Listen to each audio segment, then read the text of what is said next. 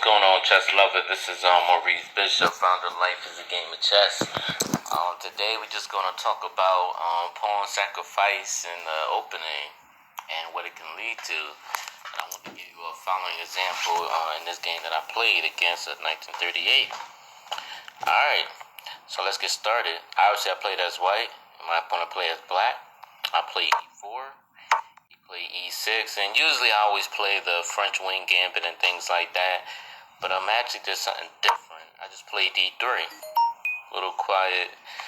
I don't see too many people play e4 than d3. I just really don't see too many people play it, but I think it has a little potential to be something though, if you know what you're doing. He goes d6, I go knight c3. I'm just developing my pieces.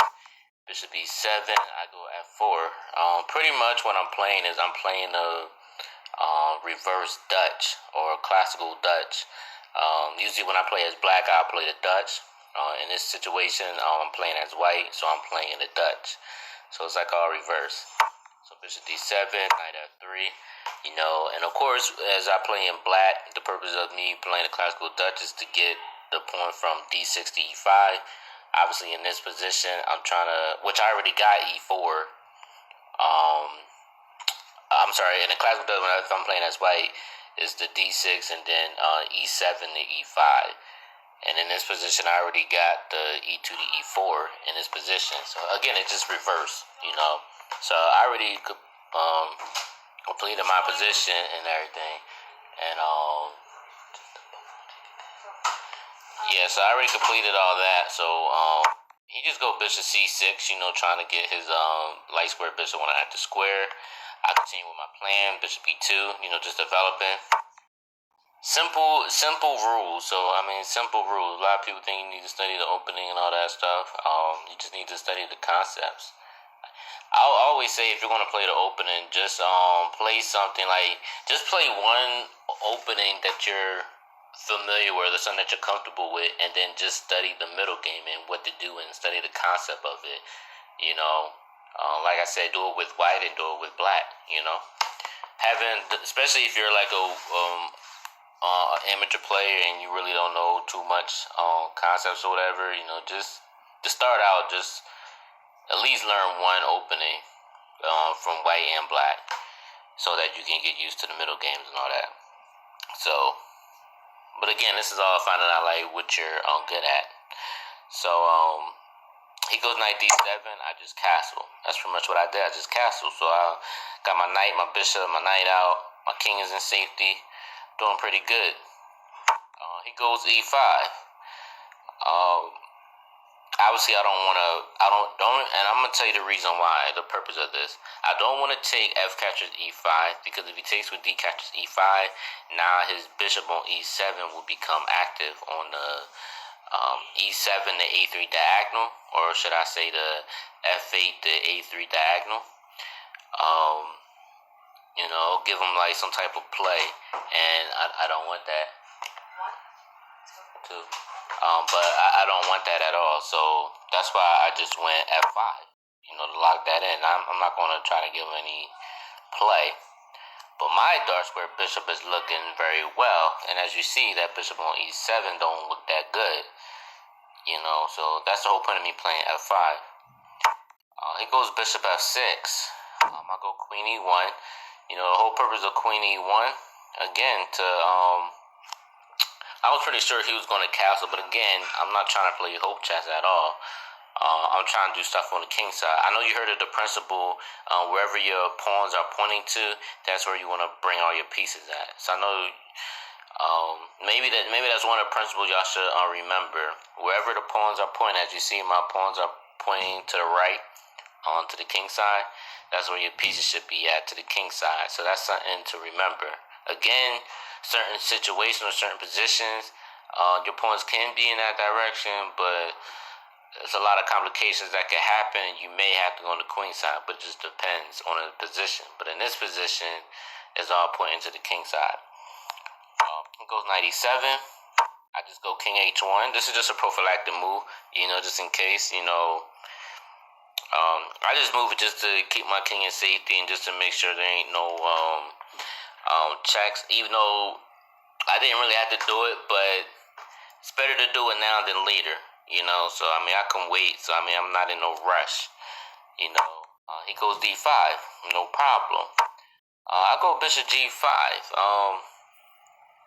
I know you're probably wondering, well, wouldn't that be considered a bad bishop on a dark square? Yeah, technically it is, but at the same time, my bishop is not really doing too much either. Maybe if the bishop was, behind the pawn chain, then yeah, maybe I'll leave it alone. But the fact that it's kind of like outside the pawn chain, my bishop is not really doing too much, at all. And I wanted to get that out the way. And then of course I'm just developing at the same time, getting rid of my dark square bishop just so I can get to his king a lot faster, especially with Queen H4, which is another thing that I was threatening. So he goes A6. I just take that bishop off. He goes G captures F6. I go Queen H4. Again, he has a double pawn. That F6 will become a potentially weak pawn, and well, it is a weak pawn, and it would potentially be taken once that knight on D7 is out the picture. But the thing is, as you see, that knight on D7 is tied down now because he's defending the pawn on F6. So this is another thing that I was looking at. So you want to look at everything. Look at my pawn structure. Like, my pawn structure is beautiful. Because I'm playing simple chess, nothing complicated, easy concepts,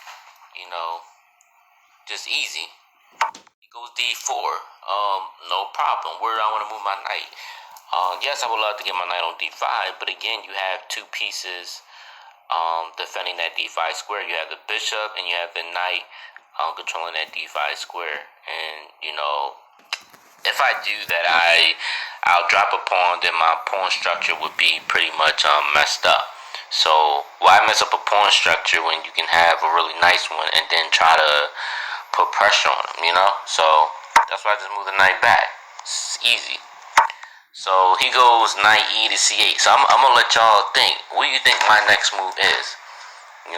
Just really look around. As you see, my knight would love to get to maybe knight E3, to maybe knight F2 to G4.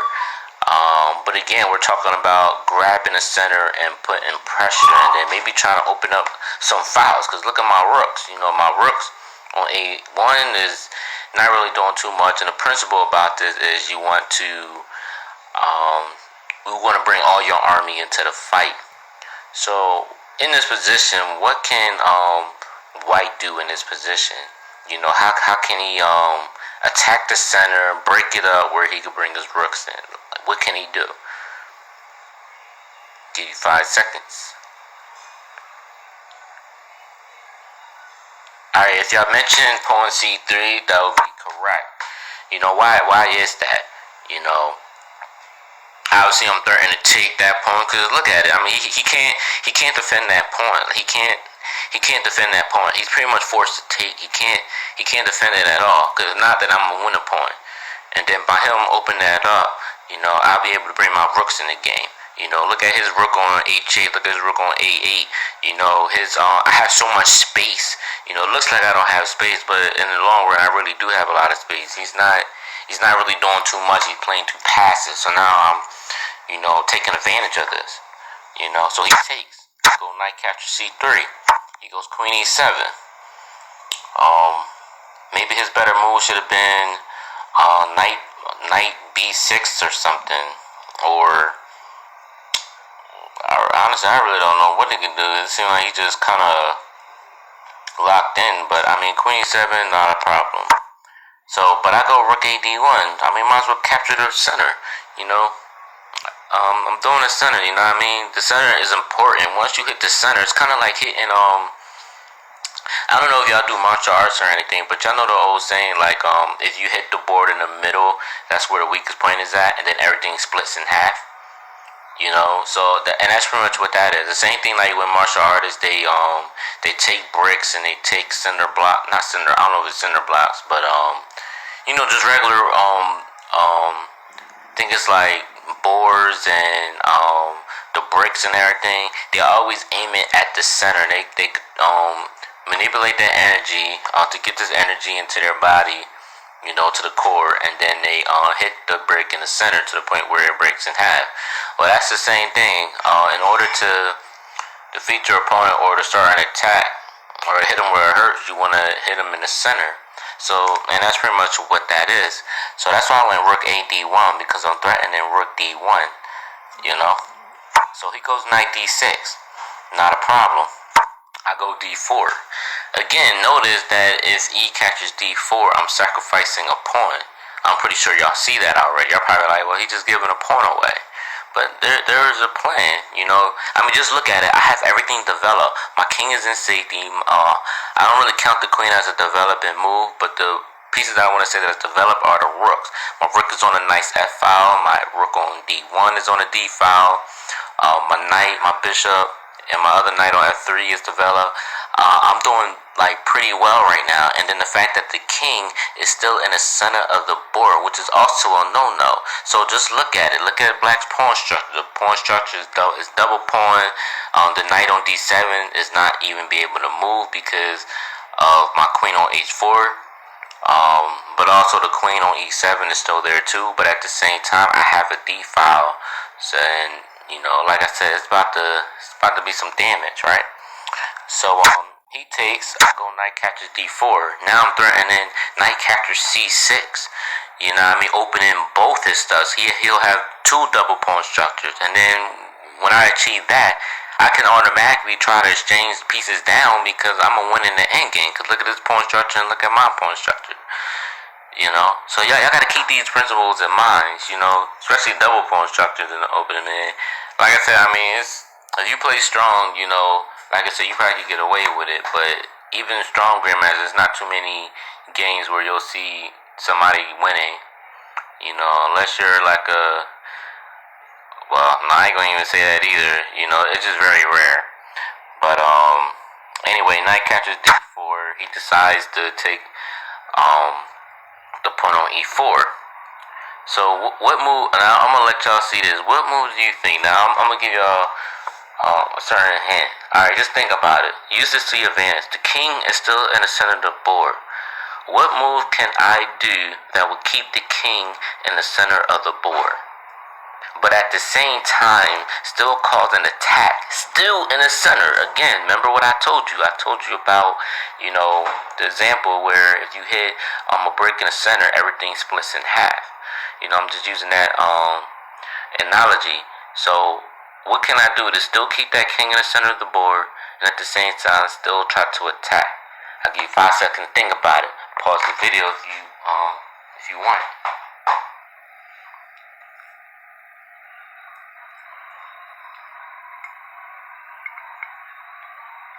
Alright, I know this is kind of like a difficult move, and I know y'all probably like maybe knight d5 or something like that. I know it's a little difficult, but when you keep playing more positions, whatever, you'll start seeing certain patterns.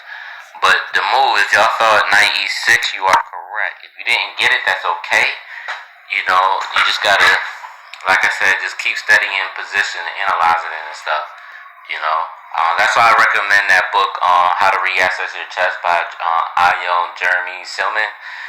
That definitely helped. And by me reading this book allowed me to see a lot of positions very clearly, and that's the reason why I did this move, knight e6. Because as you see, I'm keeping the king from castling. I'm threatening knight capture c7, threatening to take his rook, and then I'm potentially about to win his piece or his bishop. So I'm doing a whole lot of things here. So let's look at this. So he actually takes the knight, right? I get him in check. Again, I don't want him to castle or whatever. I want to use that to my advantage. Why let him castle? If I could find a way to keep him in the center of the board, that's what I'm gonna do. He goes king d8, and I go knight captures on e4. Again, his king still in the center of the board. The king is on the same file as my rook. Hoping that y'all really being able to really see this. So let's look at this. Even if The move he did was knight catches e4, but let's say he didn't do that. Let's say he did f catchers or e catchers f5. I mean, if he did that, oh man, my bad, y'all. But if he did e catchers f5, you know, I mean, I got a lot of options. I got knight captures on d6, threatening rook after e1. I have plenty of options here, you know, or I mean, there's plenty of options that I can go with. But in this position, he takes a knight, and I just go queen captures e4. Again, that pawn is under attack as well. That pawn on e6. You already know that pawn is going to automatically be lost. That knight on d7 can't move anywhere because he's pinned by the rook. He decides to take that. Now, obviously, when you have a strong attack, you never want to exchange your queens, or you never want to exchange a piece when you have a strong attack. So that's another principle as well. That's why I just go queen captures b7. He wound up going rook b8, which is a blunder, because then I just went queen captures b8, checkmate. The knight can't move because the rook is pinning the knight. And as you can see, you know, the rook on h8 never even got in the game, and the knight on d7 never moved throughout the game. You know, and of course that rook on a8 finally moved when it was under attack, but it didn't even matter. It didn't even matter because he was still stuck either way, so it just didn't matter. But yeah, the best move, what he should have did instead of going rook b8, he should have just went rook c8. You know, that's pretty much all he really had to do. But I mean, again, I still had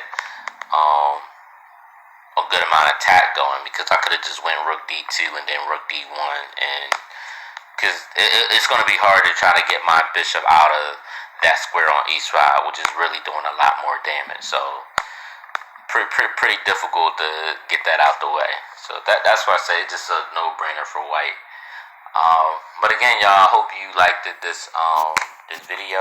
If you like, please like, share, comment. You know, tell everybody else about this video and this page. You know, and just follow me, and you can see more puzzles and more videos like this. Alright, I hope I helped, and thank you again for watching. Alright, peace out.